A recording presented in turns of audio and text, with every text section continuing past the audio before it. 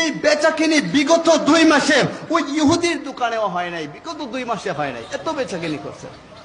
তো গেছেন বিকালবেলা হাসান বসরির কাছে। তা হাসান বসরি তো আল্লাহর ওলি, উনি দেখেই মুচকি হাসতেছেন। বলে, আল্লাহর ওলি, আপনি মুচকি হাসেন কেন? কয়, তোমার দোকানে ভালো বেচাকেনি হয়েছে। কয়, জি হুজুর, আপনি কি করে জানলেন?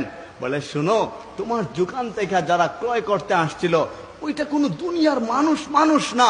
যাদেরকে মানুষ রূপী দেখেছ এরা কোনো মানুষ ছিল না, তোমার কোনো আত্মীয় স্বজন ছিল না, কোনো কাস্টমার ছিল না। রব্বে কাবা তোমার প্রতি খুশি হয়া ওই দোকানে যাদেরকে পাঠাইছেন, হায়, এরা হচ্ছে রব্বে কাবার পক্ষ থেকে ওই আল্লাহর তৈরি ফেরেশতা।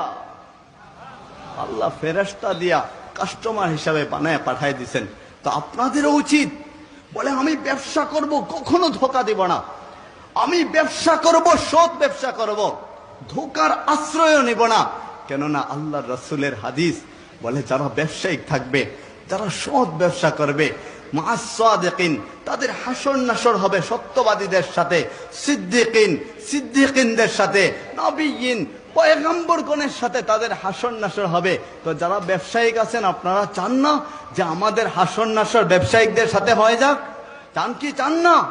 হ্যাঁ, বুঝেন তো আমার কথা? ওই রব্বে কাবা বলেন, তোমার দুনিয়ায় জন্ম হওয়ার পর থেকে প্রত্যেকটা ক্ষেত্রেই আমি তোমাকে ভালোবাসি, তবে তোমাকে পাঠাইছি শুধু আমাকে পাওয়ার জন্য, আমাকে কাছে নেওয়ার জন্য। মালিক দৈনিক 5 বার আমাদেরকে ডাকতে থাকে, আসো নামাজের দিকে।